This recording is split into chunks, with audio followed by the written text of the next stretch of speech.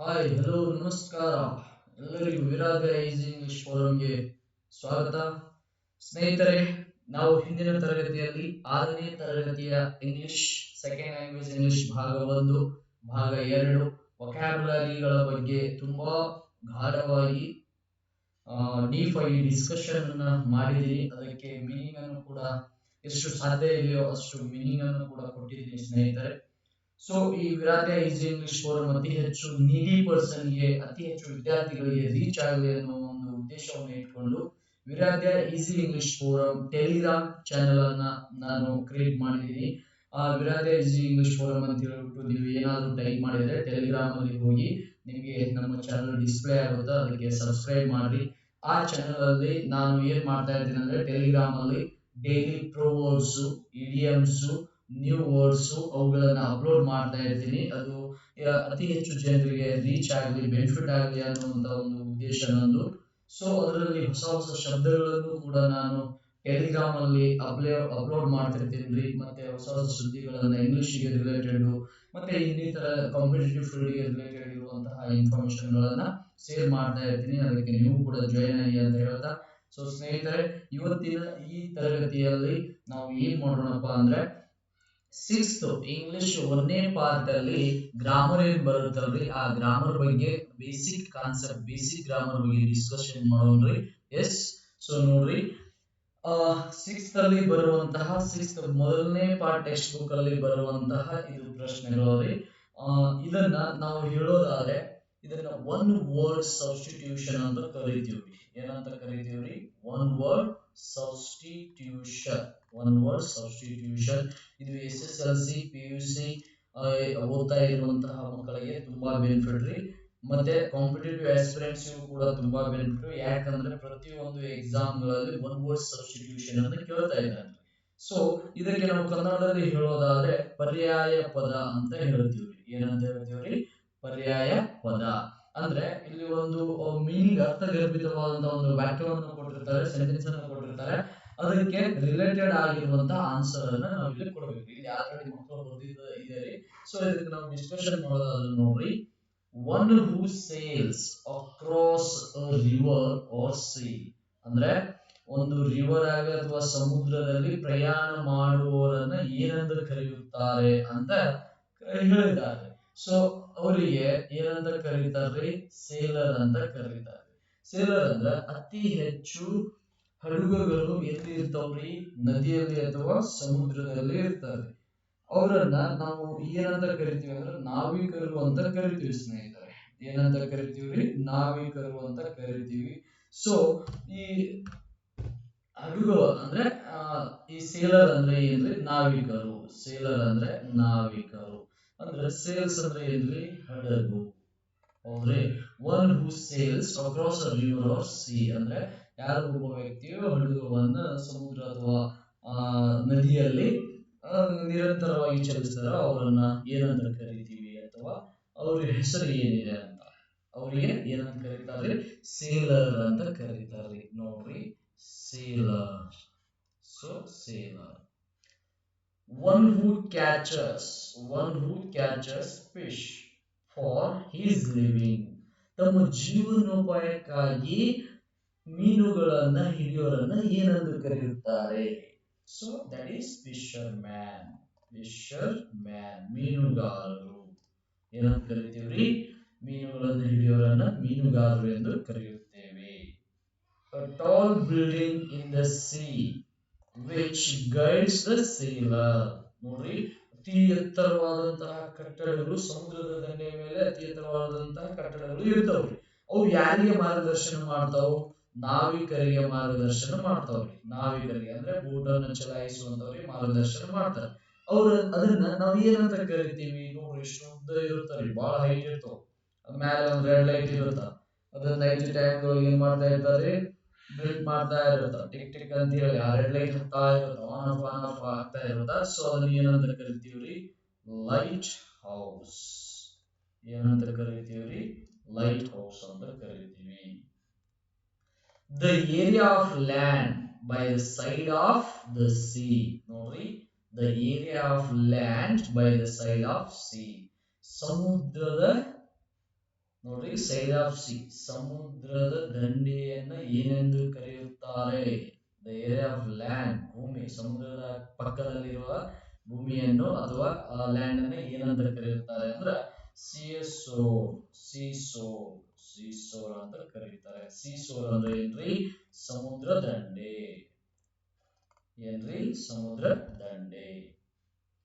Journey by C ಅಂದ್ರೆ ಸಮುದ್ರದ ಮೂಲಕ ಪ್ರಯಾಣ ಮಾಡೋದನ್ನ ಏನಂತ ಕರೆಯುತ್ತಾರೆ? ವೋಯೇಜ್. ಸೊ ಸಮುದ್ರದ ಮೂಲಕ ಪ್ರಯಾಣ ಮಾಡೋದನ್ನ ಏನಂತ ಕರೀತಾರ್ರಿ? ವೋಯೇಜ್ ಅಂತ ಕರೀತಾರ್ರಿ. ಸೊ ಇವು ನೋಡ್ರಿ, ಈ ತರ ಒನ್ ವರ್ಡ್ ಸಬ್ಸ್ಟಿಟ್ಯೂಷನ್ ಸಿಕ್ಸ್ ಗೆ ಕೇಳ್ಬಿಟ್ಟಿದ್ದಾರೆ. ಸೊ ಈ ಬೇಸಿಕ್ ಕಾನ್ಸೆಪ್ಟ್ ಸಿಕ್ಸ್ ಅಲ್ಲಿ ಇದೆ. SLC ಬೋರ್ಡ್ ಎಕ್ಸಾಮ್ ಕೇಳ್ತಾರೆ, PUC ಬೋರ್ಡ್ ಎಕ್ಸಾಮ್ ಕೇಳ್ತಾರೆ, CK ಎಕ್ಸಾಮ್ ಅಲ್ಲೂ ಕೇಳ್ತಾರೆ. ಆಗ ನಮಗೇನ್ ಗೊತ್ತಿಲ್ರಿ, ಇದರ ಅರ್ಥನೇ ಗೊತ್ತಿಲ್ರಿ. ಆಲ್ಮೋಸ್ಟ್ ಒನ್ ವರ್ಡ್ ಸಬ್ಸ್ಟಿಟ್ಯೂಷನ್ ಅಂತ ಹೇಳಿ ಟೈಟಲ್ ಕೊಟ್ಟಿರ್ತಾನೆ, ಅವಾಗ ಏನಪ್ಪಾ ಅಂತೇಳಿ ನಾವು ಎಕ್ಸಾಮ್ ಹಾಲ್ ವಿಚಾರ ಮಾಡ್ತಿರ್ತೀವಿ ಸ್ನೇಹಿತರೆ. ಅದಕ್ಕೆ ನೀವು ಅಲ್ಲಿ ವಿಚಾರ ಮಾಡೋದ್ರ ಬದಲಿ ಈ ಬೇಸಿಕ್ ಇಂಥ ಸಣ್ಣ ಪುಟ್ಟ ಪುಸ್ತಕಗಳನ್ನ ನಾವು ಏನಾದ್ರೂ ಪ್ರಿಪರೇಷನ್ ರೆಡಿ ಮಾಡಿದ್ದೆ ಆಯ್ತಪ್ಪ ಅಂದ್ರೆ, ಓದಿದ್ದೆ ಆಯ್ತಂದ್ರೆ ಈಸಿಯಾಗಿ ನಾವು ಏನ್ ಮಾಡ್ಕೋಬಹುದ್ರಿ? ಯಾವುದೇ ಸಮಸ್ಯೆ ಇಲ್ಲದ ಹಾಗೆ ಸ್ಕೋರ್ ಗಳನ್ನ ತೆಗೆದುಕೊಳ್ಬಹುದು. ಎಸ್, ನೆಕ್ಸ್ಟ್ ಬೇಸಿಕ್ ಕಾನ್ಸೆಪ್ಟ್ ಏನೈತಿ ನೋಡೋಣ. ಅಂದ್ರೆ ವೆರಿ ಇಂಪಾರ್ಟೆಂಟ್ ಕಾನ್ಸೆಪ್ಟ್ ಏನೇನು ಇರ್ತಾವಲ್ರಿ ಬೇಸಿಕ್ ಅಂತವನ್ನ ನಾನು ತೆಗೆದುಕೊಂಡು ಬಂದಿದ್ದೀನಿ. ನೋಡ್ರಿ, ಇಲ್ಲಿ ಏನ್ ಕೊಟ್ಟಿದ್ದಾರೆ? A man, a woman, a man or a man or a woman. So ಇವು ಏನಿರಬಹುದ್ರಿ? ಹಂಗಾದ್ರ ಇವು ಸಹಜವಾಗಿ ನೋಡ್ರಿ, ಆರನೇ ಕ್ಲಾಸಿಗೆ ಮಕ್ಕಳಿಗೆ ಆರ್ಟಿಕಲ್ಸ್ ಅನ್ನುವಂತ ಒಂದು ಟಾಪಿಕ್ ಇರುತ್ತೆ. ಯಾವ ಟಾಪಿಕ್ ರೀ? ಆರ್ಟಿಕಲ್ಸ್ ಇರುವಂತ ಒಂದು ಟಾಪಿಕ್. ಸೊ ಈ ಆರ್ಟಿಕಲ್ಸ್ ಗೆ ಸಂಬಂಧಪಟ್ಟಂತೆ ಇಲ್ಲಿ ಕೆಲವು ಪ್ರಶ್ನೆಗಳನ್ನ ಕೊಟ್ಟಿದ್ದಾರೆ. ಸೊ ಈ ಪ್ರಶ್ನೆಗಳಿಗೆ ನೀವು ಉತ್ತರವನ್ನ ಮಾಡಬೇಕಾದ್ರೆ ನಿಮಗೇನು ಗೊತ್ತಿರ್ಬೇಕ್ರಿ? ಆರ್ಟಿಕಲ್ಸ್ ಬಗ್ಗೆ ಗೊತ್ತಿರಬೇಕು. ಆರ್ಟಿಕಲ್ ಅಂದ್ರೆ ಏನು? ಹೌದ್ರಿ, ಆರ್ಟಿಕಲ್ ಅಂದ್ರೆ ಅದು ಒಂದು ಅಡ್ಜೆಕ್ಟಿವ್ ಫಾರ್ಮ್ ಅಲ್ಲಿ ನಿಲ್ಲುತ್ತಾ, ಅದು ಒಂದು ಪದವಾಗಿದೆ. ಎಸ್, ಸೊ ಅದು ಒಂದು ಏನು ಡಿಟರ್ಮೈನರ್, ನಿರ್ಧಾರಕವಾಗಿದೆ. ಡಿಟರ್ಮೈನರ್ ಅಂತ ಕರಿತೀವಿ. ಆರ್ಟಿಕಲ್ ಇಸ್ ನಥಿಂಗ್ ಬಟ್ ಡಿಟರ್ಮೈನರ್ಸ್ ಅಂತ ಹೇಳಿ ಕರಿತಿರ್ತೀವಿ. ಸೊ ಈ ಆರ್ಟಿಕಲ್ ಅಲ್ಲಿ ಯಾವ್ಯಾವ ಬರುತ್ತಾ? ಎ, ಆನ್, ದ ಅನ್ನುವಂತ ಆರ್ಟಿಕಲ್ ಬರುತ್ತದೆ. ಸೊ ಈ ಮೂರು ಆರ್ಟಿಕಲ್ ಅನ್ನ ಎಲ್ಲಿ ನಾವು ಯಾವಾಗ ಬಳಸಬೇಕು ಅನ್ನೋದೇ ನಮ್ಮ ಕಲ್ಪನೆ ಇರಬೇಕು. ಕಲ್ಪನೆ ಇದ್ದಾಗ ಮಾತ್ರ ಇಂತಹ ಪ್ರಶ್ನೆಗಳಿಗೆ ನಾವು ಉತ್ತರವನ್ನ ಕೊಡುವುದಕ್ಕೆ ಸಾಧ್ಯ. ಜಸ್ಟ್ ನೋಡ್ರಿ, ನಾನು ಒಂದು ಸಿಂಪಲ್ ಆಗಿ ಹೇಳ್ತೀನಿ. ಎ ಅಂದ್ರೆ ನೋಡ್ರಿ ವ್ಯಾಲ್ಯೂ 1, ಆನ್ ವ್ಯಾಲ್ಯೂನು 1, ದ ವ್ಯಾಲ್ಯೂನು ಒಂದೇ ಇರುತ್ತ, ಬಟ್ ಸ್ಪೆಸಿಫಿಕ್. ಸೊ ದ ಅಂದ್ರೆ ಏನ್ರಿ? ಸ್ಪೆಸಿಫಿಕ್ ಇರೋದ್ರಿ. ದ ಅಂದ್ರೆ ಸ್ಪೆಸಿಫಿಕ್ ಇರೋದು. ಆನ್ ಅಂದ್ರೆ ವೊವೆಲ್ಸ್ ಸೌಂಡ್ ಮಾತ್ರ ಯೂಸ್ ಮಾಡೋದ್ರಿ, ವೊವೆಲ್ ಅಥವಾ ವೊವೆಲ್ ಸೌಂಡ್ ಗೆ. ಎ ಅಂದ್ರೆ ಕಾನ್ಸೋನೆಂಟ್ ಗೆ ಬಳಸಬೇಕು. ಸೊ ಇದು ಶಾರ್ಟ್ ಕಟ್ ಟ್ರಿಕ್, ಜಿಸ್ಟ್ ಇದೆ ನಿಮ್ಗೆ. ಎ ಅನ್ನ ಎಲ್ಲಿ ಬಳಸಬೇಕ್ರಿ? ಯಾವ ಶಬ್ದ ಕಾನ್ಸೋನೆಂಟ್ ಇಂದ ವ್ಯಂಜನದಿಂದ ಪ್ರಾರಂಭವಾಗುತ್ತೋ ಅಲ್ಲಿ ಎ ಅನ್ನ ಬಳಸಬೇಕು. ಯಾವ ಶಬ್ದ ವೊವೆಲ್ಸ್ ಆರ್ ವಾವೆಲ್ಸ್ ಸ್ವರಗಳಿಂದ ಪ್ರಾರಂಭವಾಗುತ್ತೋ ಅಲ್ಲಿ ಆನ್ ಬಳಸಬೇಕು. ಯಾವುದು ನಿರ್ದಿಷ್ಟವಾದಂತಹ ಯುನಿಕ್, ಅನನ್ಯತೆ ಹೊಂದಿರುವಂತಹ, ಏಕತೆ ಹೊಂದಿರುವಂತಹ ವಸ್ತುಗಳು ಏನಿರುತ್ತೋ, ಸ್ಪೆಸಿಫಿಕ್ ನಿರ್ದಿಷ್ಟವಾಗಿರುತ್ತೋ ಅದನ್ನು ದ ಅಂತ ಬಳಸಬೇಕು. ಹಾಗಾದ್ರೆ ಈ ಜಿಸ್ಟ್ ಮೇಲೆ ನಿಮಗೆ ಕ್ಲಾರಿಟಿ ಸಿಕ್ಕಿದೆ ಅಂತ ಭಾವಿಸ್ತೇನೆ. ಯಾಕಂದ್ರೆ ಇದು ಆರ್ಟಿಕಲ್ ದೊಡ್ಡ ಟಾಪಿಕ್ ಇದೆ, ಇದನ್ನ ನಾವು ಮುಂದೆ ಡಿಸ್ಕಷನ್ ಮಾಡೋಣ. ಈಗ ನಿಮ್ಗೆ ಸಿಂಪಲ್ ಆಗಿ ಗೊತ್ತಿರಬೇಕು, ಎ ಎಲ್ಲಿ ಬಳಸಬೇಕಂದ್ರೆ ವ್ಯಂಜನದಿಂದ ಪ್ರಾರಂಭವಾಗುವಂತ ಶಬ್ದಗಳಿಗೆ. ಯಾನ್ ಎಲ್ಲಿ ಬಳಸಬೇಕಂದ್ರೆ ಸ್ವರದಿಂದ ಪ್ರಾರಂಭವಾಗುವಂತ ಶಬ್ದಗಳಿಗೆ. ದ ಅಂದ್ರೆ ಸ್ಪೆಸಿಫಿಕ್, ಅದು ನಿರ್ದಿಷ್ಟ ಇರಬೇಕು, ಯುನಿಕ್ ಆಗಿರ್ಬೇಕು, ಅನನ್ಯತೆ ಹೊಂದಿರಬೇಕು. ಅಂತಲ್ಲಿ ನಾವು ಏನ್ ಬಳಸಬೇಕು? ದ ಬಳಸಬೇಕು. ಓಕೆ, ಸೊ ಲೆಟ್ಸ್ ಯಾರು ತಡ ಮಾಡೋದ್ರಿ, ನೋಡ್ರಿ ಪ್ರಾಕ್ಟೀಸ್ ಮಾಡ್ರಿ. ಇಲ್ಲಿ ಮಕ್ಕಳು ಬರ್ದಾರೆ, ರೈಟ್ ಇದಾವ ರಾಂಗ್ ಇದಾವ ನಮಗೂ ಗೊತ್ತಿಲ್ಲ, ನಿಮಗೂ ಗೊತ್ತಿಲ್ಲ. ಎಸ್, ನೋಡೋಣ್ರಿ. ನೋಡ್ರಿ, ಕೌ ಅಂಡ್ ಆಕ್ಸ್ ಅಂದ್ರೆ ಎರಡಕ್ಕೂ ರಿಲೇಟೆಡ್ ಆನ್ಸರ್ ಕೊಡ್ಬೇಕ್ರಿ. ಏನೈತ್ರಿ ಇಲ್ಲಿ? ಇಲ್ಲಿ ಮ್ಯಾನ್ ನೋಡ್ರಿ, ಇದಕ್ಕೆ ನೋಡಿದ್ರೆ ನಿಮ್ಗೆ ಗೊತ್ತಾಗುತ್ತೆ. ಮ್ಯಾನ್ ಅಂಡ್ ಅ ವುಮನ್, ಒಬ್ಬ ವ್ಯಕ್ತಿ, ಒಬ್ಬ ಪುರುಷ, ಒಬ್ಬ ಮಹಿಳೆ. ಎಸ್, ಹಂಗೆ ಇಲ್ಲಿ ಒಂದು ಪುಲ್ಲಿಂಗ, ಇಲ್ಲಿ ಒಂದು ಸ್ತ್ರೀಲಿಂಗ. ಎಲ್ಲೋ ಹಂಗ ಅಂತ ಹೇಳಕ್ ಹೋಗ್ಬೇಡ್ರಿ, ಒಂದೊಂದು ಒಂದೊಂದು ಇಲ್ಲ.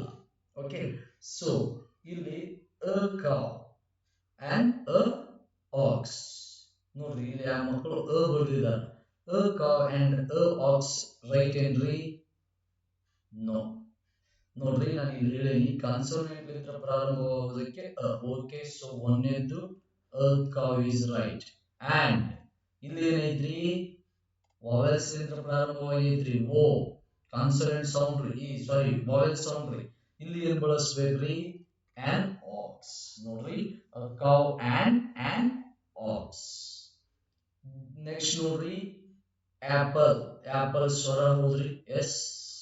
an apple and mango ಏನ್ರಿ? ವ್ಯಂಜನ ಹೋದ್ರಿ a mango. an apple and a mango. a hen h a hen and ರೀ ಎನಿ ಅಂತ ಬರ್ದಾರ ನೋಡ್ರಿ. ಸೊ ಅದ ಆನ್ಸರ್ ಮೇಲೆ ಹೋಗ್ಬೇಡ್ರಿ.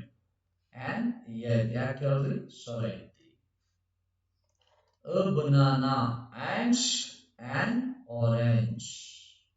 A banana and an orange. A young woman and an old man.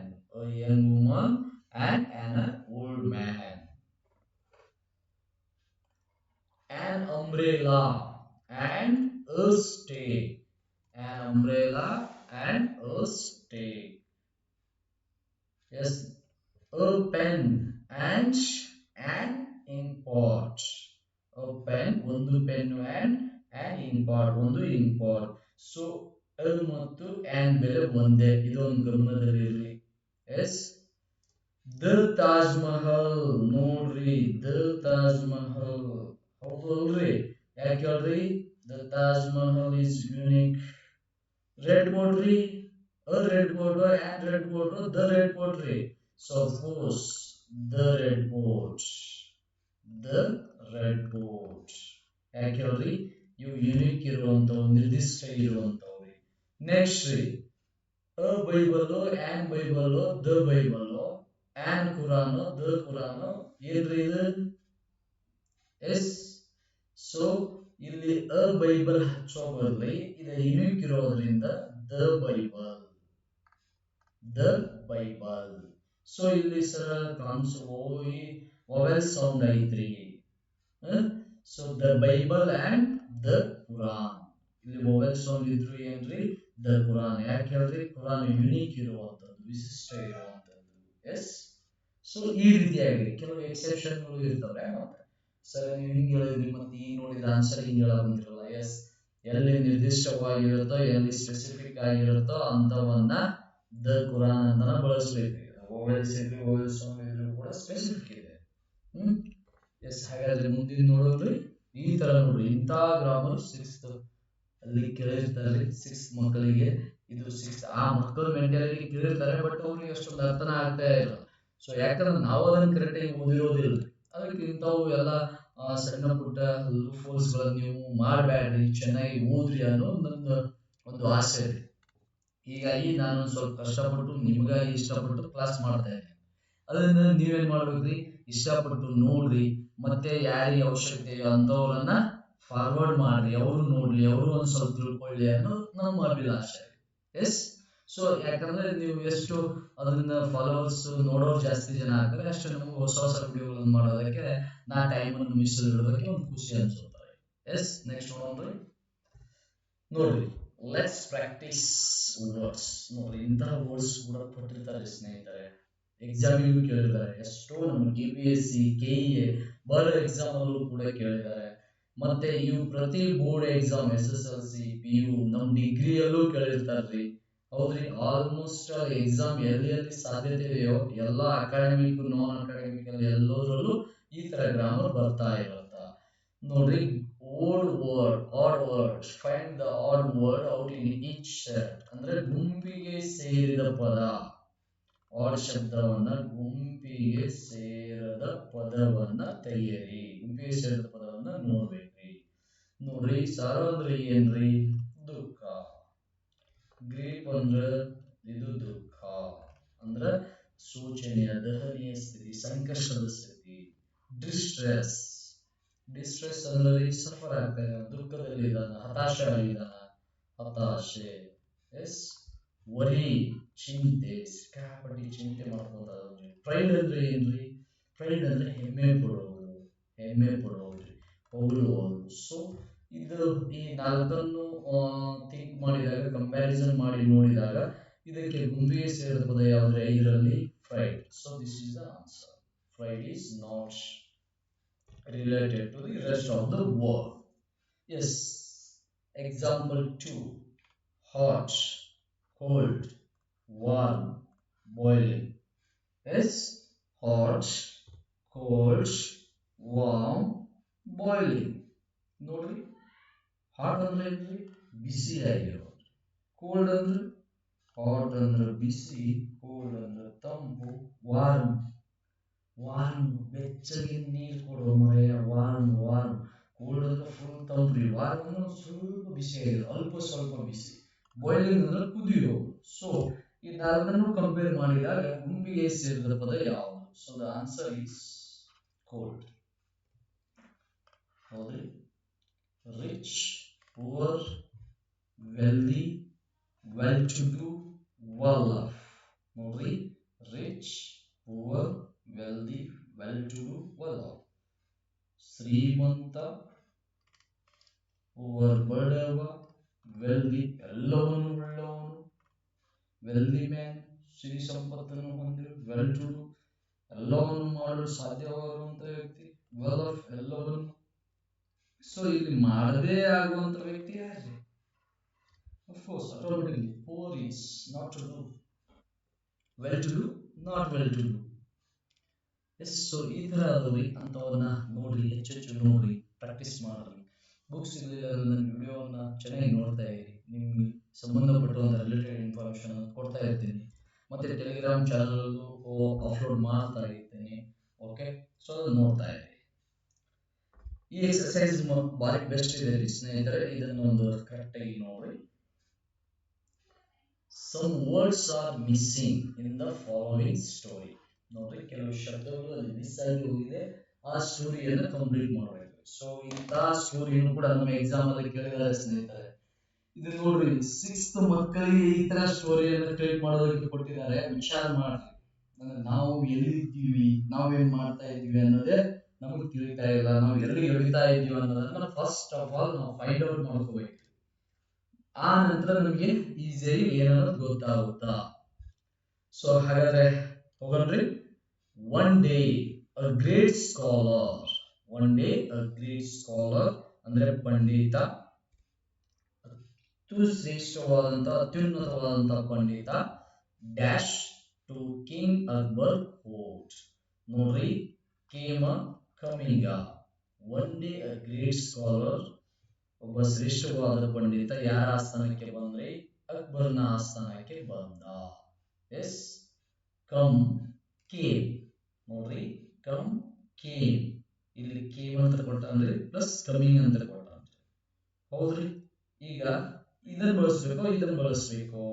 ಬಹಳ ಮಂದಿ ಅದನ್ನ automatically one day great scholar coming to king Akbar court ಅಂತಾನೆ ಹೇಳ್ಬೋದು, ಅಥವಾ ಕೇಮ್ ಅಂತಾನೆ ಹೇಳ್ಬೋದು. ಸೊ ಸರಿಯಾದ ಉತ್ತರ ಯಾವ್ದಪ್ಪ ಅಂದ್ರೆ ಇದಕ್ಕೆ ನೋಡ್ರಿ, ಕೇಮ್. ಒಂದೇ ಉತ್ತರ, ಸರಿಯಾದ ಉತ್ತರ came to a king Akbar courts. He dash knows knew many languages. ನೋಡ್ರಿ, knows knew ಒಂದು ಪಾಸ್ಟ್ ಫಾರ್ಮ್ ಅಲ್ಲಿ ಬಳಸಿದ್ದಾರೆ, ಒಂದು ಪ್ರೆಸೆಂಟ್ ಫಾರ್ಮ್ ಅಲ್ಲಿ ಬಳಸಿದ್ದಾರೆ.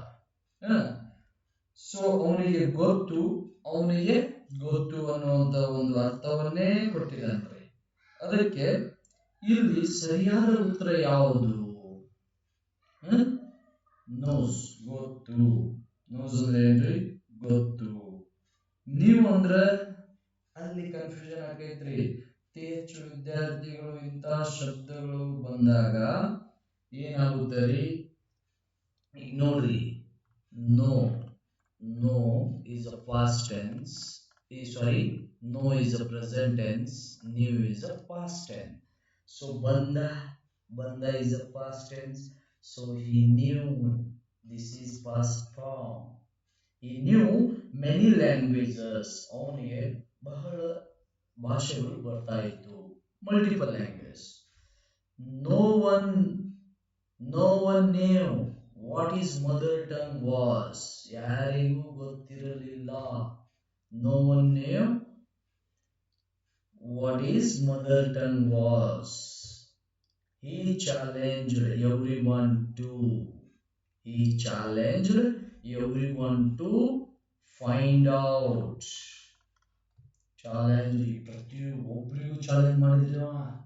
Find out his mother tongue. ನನ್ನ ಮದರ್ ಟಂಗ್ ಯಾವುದು ಕಂಡುಹಿಡೀರಿ ಅಂತೇಳಿ ಚಾಲೆಂಜ್ ಮಾಡ್ತಾನ್ರಿ. ಅವಾಗ ಏನ್ ಮಾಡ್ತಾರ್ರಿ?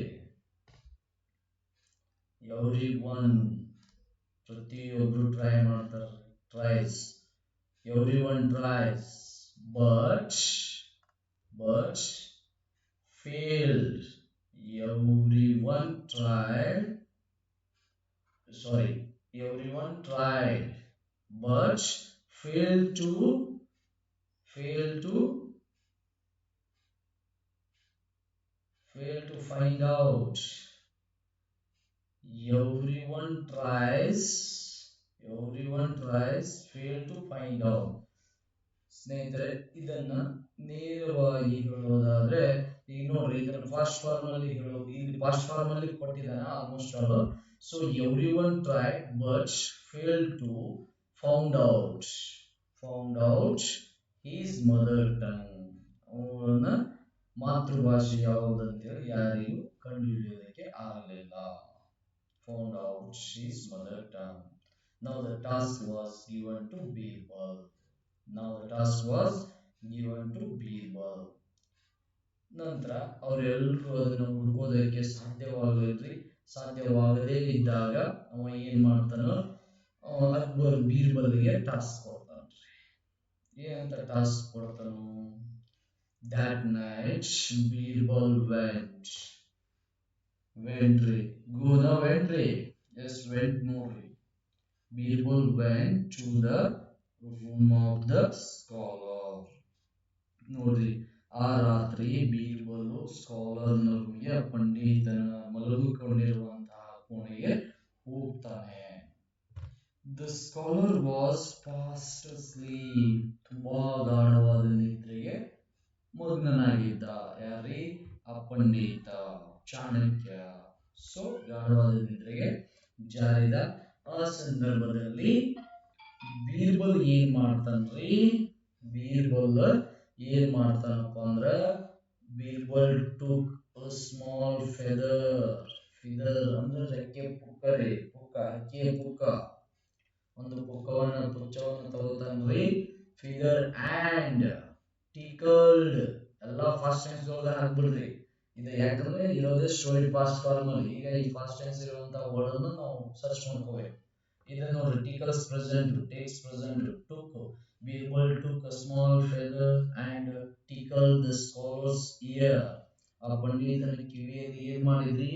ಆ ಪುಚ್ಚವನ್ನು ತೆಗೆದುಕೊಂಡ್ಬಿಟ್ಟು ಇಂಥದ ಕಿವಿ ಇದ್ರಿ ಇದು ಮಾಡಿದ್ರಿ. ಒಂಥರ ಏನಾಗೈತ್ರಿ ಕಿವ್ಯಾಗ, ಒಂಥರ ಇರ್ಲಿ ಬಂದಂಗ ಜುಮ್ ಅಂತೇಳಿ ಮೈ ಆಗುತ್ತಲ್ರಿ. ಅವಾಗ ಪಂಡಿತ ಏನ್ ಮಾಡ್ತಾನ? The scholar cried in a fear and shouted words in his mother tongue.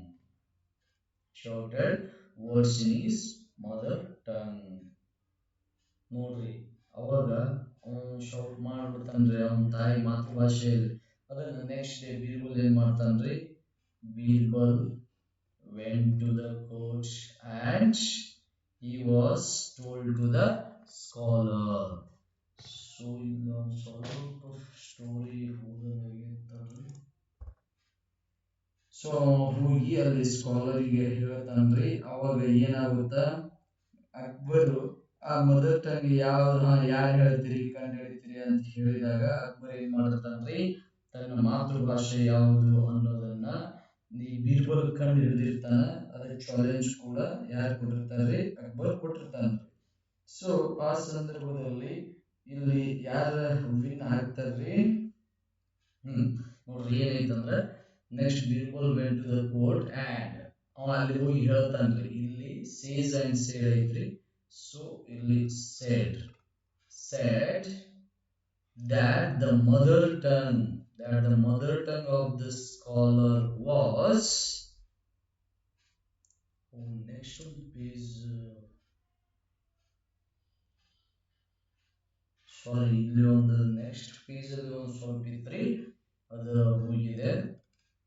Mother tongue ಯಾವ್ದು ಅಂತ ಹೇಳಿ ಹೇಳ್ತಾನ್ರಿ ಆ ಸಭೆಯಲ್ಲಿ. ಅವಾಗ ಅಕ್ಬರ್ ಏನ್ ಮಾಡ ಬೀರ್ಬಲ್ ಅಕ್ಬರ್ ಏನ್ ಮಾಡ್ತಾನ, ಬೀರ್ಬಲ್ಗೆ ಸನ್ಮಾನ ಮಾಡಿ ಅವನ್ ಬಹಳ ಖುಷಿಯಿಂದ ಕಳಿಸ್ಕೊಡ್ತಾನ್ರಿ. So this is the story.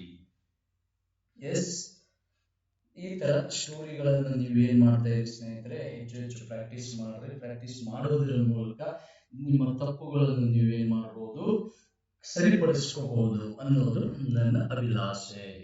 So S, ಈಗ ನಾವು ಮಿಸ್ಫೈಲ್ಡ್ ವರ್ಡ್ ಅಂತ ಏನ್ ಕರಿತೀವಿ ನೋಡಿ, ಜಂಬಲ್ ವರ್ಡ್ ಅಥವಾ ಮಿಸ್ಫೈಲ್ಡ್ ವರ್ಡ್, ಈ ತರ ಕೂಡ ಎಕ್ಸಾಮ್ ಅಲ್ಲಿ ಬಹಳ ಕೇಳ್ತಿರ್ತಾರೆ. ಸ್ಪೆಲ್ಡ್ ರಾಂಗ್ಲಿ ವರ್ಡ್ ನೋಡ್ರಿ. The following words are spelled wrongly. Can you write the correct spellings? Use a dictionary. Use a dictionary ಅನ್ನು ನಾವು ನಮ್ಮ ಮೈಂಡ್ ಇದ್ರೆ ಡಿಕ್ಷನರಿನ ಯೂಸ್ ಮಾಡಬೇಕಾಗುತ್ತಾ. ಸೊ ಅದು ಬುಕ್ ಅನ್ನ ಡಿಕ್ಷನರಿಯನ್ನು ಬಳಸ್ಕೊಂಡು ಅಲ್ಲ ಅನ್ನೋದು ಇದರ ಒಂದು ಉದ್ದೇಶವಾಗಿದೆ. ಹಾಗಾದ್ರೆ ನೋಡ್ರಿ, ಇದು ಗ್ರಾಡ್ ಅಂತ ಕೊಟ್ಟಿದ್ದಾರೆ, GRAT. ಇದು ಏನಾಗಬೇಕ್ರಿ, ಏನಾಗಬೇಕಾಗಿತ್ತು, ಏನಾಗಬೇಕಾಗಿತ್ರಿ, ಗ್ರೇಟ್ ಅಂತ ಹೇಳಿ ಆಗ್ಬೇಕಾಗಿತ್ರಿ.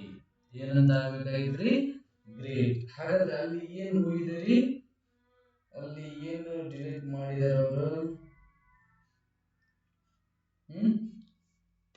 ಎಸ್, ಈ ಮಿಸ್ ಆಗಿದೆ. ನೆಕ್ಸ್ಟ್ ನೋಡ್ರಿ, ಸಿಂಗಲ್. ಸಿಂಗಲ್ ಗೆ ಏನಾದ್ರು ಮಿಸ್ ಆಗೈತೆ ನೋಡ್ರಿ. ಸಿಂಗಲ್ ಗೆ ಏನಾದ್ರು ಮಿಸ್ ಆಗಿದೆಯಾ, ಏನೋ ಒಂದು ಚೇಂಜಸ್ ಐತೆ ನೋಡ್ರಿ ಸಿಂಗಲ್ ಅಲ್ಲಿ. ಪ್ರಾಕ್ಟೀಸ್ ಮಾಡ್ರಿ ಸ್ನೇಹಿತರೆ, ಯಾಕಂದ್ರೆ ನೀವು ಪ್ರಾಕ್ಟೀಸ್ ಅಲ್ಲಿ ಹಿಂದೆ ಮುಂದೆ ಆಗಿರ್ತಾವ ಅಂತವನ್ನ ನೀವು ಒಂದು ಸ್ವಲ್ಪ ಕಣ್ಣಾಯಿಸೋದು ಅಷ್ಟೇ. ಸೊ ಈ ಸಿಂಗಲ್ ಅಲ್ಲಿ ಏನ್ ಚೇಂಜಸ್ ಆಗಿದೆ ಅಂದ್ರೆ, ಈ ಎಲ್ ಇಲ್ಲಿ ಬರಬೇಕು, ಈ ಲಾಸ್ಟ್ ಬರಬೇಕು ಸಿಂಗಲ್. ಮತ್ತೆ ಚಾರಿಟಿ, ಈ ಚಾರಿಟಿಯಲ್ಲಿ ಎ ಬರಬೇಕು, ಚಾರಿಟಿ. ಎಸ್, ಚಾರಿಟಿಯಲ್ಲಿ ಏನ್ ಬರ್ಬೇಕ್ರಿ, ಎ ಬರಬೇಕು. ಅಂದ್ರೆ ಕೆಲವು ವರ್ಡ್ ಹಾರಿ ಹೋಗಿದಾವ, ಕೆಲವು ಅಲ್ಲೇ ಇದ್ದಾವೆ, ಇನ್ನ ಮುಂದೆ ಕೊಟ್ಟಿದ್ದಾರೆ. ಎಸ್, ಚಾರಿಟಿ ಅಂದ್ರೆ ಏನ್ರಿ, ದಯೆ ಕರುಣೆ ಅಂತ ಕರಿತೀವ್ರಿ. ಆಲ್ ದೋ, ಆಲ್ ದೋ. ಸೊ ಇಲ್ಲಿ ಒಂದು ಎಲ್ ತೆಗಿಬೇಕ್ರಿ, ಆಲ್ ದೋ. ಗ್ರೀಪ್ ಅಂದ್ರ ಇಲ್ಲಿ ಐ ಬರ್ಬೇಕ್ರಿ, ಇಲ್ಲಿ ಇ ಬರ್ಬೇಕು. ಸೊ ಗ್ರೀಪ್ ಅಂದ್ರೆ ದುಃಖ. ಎಸ್ ನೋಡ್ರಿ, ಹಿಯರ್ಡ್, ಹರ್ಡ್. ಹರ್ಡ್, ಹರ್ಡ್ ಅಂದ್ರೆ ಕೇಳಿಸಿತು, ಈ ತೆಗಿಬೇಕು. ಎಸ್, ನೆಕ್ಸ್ಟ್ ನೋಡ್ರಿ, ಟುಗೆದರ್. ಟುಗೆದರ್. ಸೊ ಟುಗೆದರ್ ಏನ್ ಬರ್ಬೇಕ್ರಿ, TOG. ಇದು ಎ ತೆಗೆದು ಇ ಬರ್ಬೇಕ್ರಿ, ಟುಗೆದರ್. ಡಿಸ್ಟ್ರೆಸ್. ಡಿಸ್ಟ್ರೆಸ್, ಇಲ್ಲಿ ಎಸ್ ಹಾಕ್ಬೇಕು. ಬ್ಲೆಸ್, ಇಲ್ಲಿ ಒಂದು ಎಸ್ ಹಾಕ್ಬೇಕು. ಸಿಂಪತಿ. ಸಿಂಪತಿ, ಇಲ್ಲಿ ಒಂದು ಎ ಬರಬೇಕು. ಇದು ಡಬ್ಲ್ಯೂ ಇದ್ದಿದ್ದು ಇದು ವಿ ಆಗಬೇಕು. ಸಿವಿಯರ್ ಅಂದ್ರೆ ನಡುಗೋದು, ಸಿವಿಯರ್ ಅಂದ್ರೆ ನಡುಗು. ಸಿಂಪತಿ ಅಂದ್ರೆ ಕರುಣೆ, ದಯೆ. ಬ್ಲೆಸ್ಡ್ ಅಂದ್ರೆ ಆಶೀರ್ವಾದ, ಆಶೀರ್ವಾದ. ಟುಗೆದರ್ ಅಂದ್ರೆ ಜೊತೆ ಜೊತೆಗೆ, ಜೊತೆ ಜೊತೆಗೆ. ಸ್ಟ್ರೆಸ್, ಡಿಸ್ಟ್ರೆಸ್ ಅಂತ ಇರ್ತಾವ ನೋಡ್ರಿ. ಸ್ಟ್ರೆಸ್ ಅಂದ್ರೆ ಸ್ಟ್ರೆಸ್ ಅಂದ್ರೆ ಒತ್ತಡದಲ್ಲಿ ಇರೋದು. ಡಿಸ್ಟ್ರೆಸ್ ಅಂದ್ರೆ ತುಂಬಾ ಕಾಡಿಸೋದು, ಯಾತನೆ ಮಾಡೋದು, ಈ ತರ. ಪೀಡಿಸುವ ಅಂತ ಕರಿತೀವಿ ನಾವು, ಪೀಡಿಸೋದು. Severe, heavenly. ಹೆವೆನ್ಲಿ. ಸೊ ಅಲ್ಲಿ ವಿ ಬರ್ಬೇಕ್ರಿ, ಹೆವೆನ್ಲಿ ಬರಬೇಕು. ಸೊ ನೆಕ್ಸ್ಟ್ ನೋಡ್ರಿ, ಇದು ಏನು ಅರ್ಥನೇ ಇಲ್ಲಂಗ ವರ್ಡ್ ಐತಿ ನೋಡ್ರಿ. ಅದು ಏನಾಗಬಹುದು ಮೋಸ್ಟ್ಲಿ. ಎಸ್, ಏನಾಗಬೇಕಾಗಿತ್ತು ಅಥವಾ ಏನಾಗಬಹುದು. ಸೊ ಇದು ಏನಾಗಬೇಕಂದ್ರೆ ಪ್ರೌಡ್ ಆಗಬೇಕು. ಪ್ರೌಡ್, ಗೌರವ, ಘನತೆ, ಹೆಮ್ಮೆ. ಸೊ ಇದು ದುಃಖ, ಸಾರೋ. ಇದು ನೋಡ್ರಿ, ಏನೋ ಮಿಸ್ ಆಗೈತಿ ಇದ್ರೊಳಗೆ. ಇಲ್ಲಿ ಟೀ ಕೊಟ್ಬಿಟ್ರೆ ಮುಗಿದ್ ನೋಡ್ರಿ. ವಾಚ್. ಎಷ್ಟು ಈಸಿ ಇದಾವಲ್ರಿ. ಎಸ್, ಈ ತರ ಈಸಿ ಈಸಿ ಕಾನ್ಸೆಪ್ಟ್ಗಳನ್ನ ನೀವು ಹೆಚ್ಚು ಹೆಚ್ಚು ಪ್ರಾಕ್ಟೀಸ್ ಮಾಡ್ತೀರಿ, ಈಸಿ ಕಾನ್ಸೆಪ್ಟ್ಗಳನ್ನು ನೋಡ್ತಾ ಇರಿ, ಮತ್ತೆ ಅತಿ ಹೆಚ್ಚಾಗಿ ಪ್ರಾಕ್ಟೀಸ್ ಮಾಡ್ತೀರಿ ಅನ್ನುವಂತ ಒಂದು ಕಾನ್ಸೆಪ್ಟ್ ಒಂದಿಗೆ ನಾನು ಏನ್ ಮಾಡ್ತೀನಿ ರೀ. ಸೊ ಈ ಬೇಸಿಕ್ ಗ್ರಾಮರ್ ಏನು ಸಿಕ್ಸ್ತ್ಗೆ ಸಂಬಂಧಪಟ್ಟಂತೆ ಈ ಗ್ರಾಮರ್ ಅನ್ನ ನಾವು ಏನ್ ಮಾಡಿದೀವಿ ತುಂಬಾ ವಿವರವಾಗಿ ವಿದಿನ್ ಶಾರ್ಟ್ ಡ್ಯೂರೇಷನ್ ಅಲ್ಲಿ ನಾನು ನಿಮಗೆ ತಿಳಿಸ್ಕೊಟ್ಟಿದ್ದೀನಿ. ಸೊ ಇದು 6ನೇ ತರಗತಿ ಭಾಗ 1ರಲ್ಲಿ ಬರುವಂತ ಗ್ರಾಮರ್ ಕಾನ್ಸೆಪ್ಟ್ ರೀ. ನೆಕ್ಸ್ಟ್ ಮುಂದಿನ ತರಗತಿಯಲ್ಲಿ 6ನೇ ತರಗತಿಯಲ್ಲಿ ಭಾಗ 2 ಸಿಕ್ಸ್ತ್ ಪಾರ್ಟ್ 2 ಅಲ್ಲಿ ಬರುವಂತ ಬೇಸಿಕ್ ಗ್ರಾಮರ್ ಅನ್ನ ನಾವು ಡಿಸ್ಕಷನ್ ಮಾಡೋಣ್ರಿ. ಇದರ ಮುಗಿದ ನಂತರ ಮತ್ತೆ 7th 8th ಎಲ್ಲಾ ಈ ತರ ಬೇಸಿಕ್ ಅನ್ನ ಹೇಳ್ಕೊಂತ ಹೋಗ್ತಾ ಇರ್ತೀನಿ. ಈ ಬೇಸಿಕ್ ಅನ್ನ ನೀವು ನೀಟಾಗಿ ತಿಳ್ಕೊಂಡ್ಬಿಟ್ರೆ ಗ್ರಾಮರ್ ನಿಮಗೆ ಹೆಂಗ್ ಟಫ್ ಆಕೈತಿ ನೀವು ಅವಾಗ ಕೇಳ್ತೀರ ಅಂದ್ರೆ ನನಗೆ ನಿಮ್ಮ ಗ್ರಾಮರ್ ಬಗ್ಗೆ ನಾನು ಚಾಲೆಂಜ್ ಮಾಡಿ ಕೊಡ್ತೀನಿ. ಅದಕ್ಕೆ ನೀವು ಕೆಲವೊಂದನ್ನ ಪ್ರಾಕ್ಟೀಸ್ ಮಾಡಬೇಕಾಗುತ್ತಾ, ಹೀಗಾಗಿ ಸ್ವಲ್ಪ ಎಫರ್ಟ್ ಮಾಡಿ ಅಂತ ಹೇಳ್ತಾ, ಸೊ ಮತ್ತೆ ಮುಂದಿನ ಸೆಷನ್ಗೆ ನಾವು ನೀವು ಭೇಟಿ ಆಗೋಣ ಅಂತ ಹೇಳ್ತಾ ನಮಸ್ಕಾರ, ಬಾಯ್ ಬಾಯ್.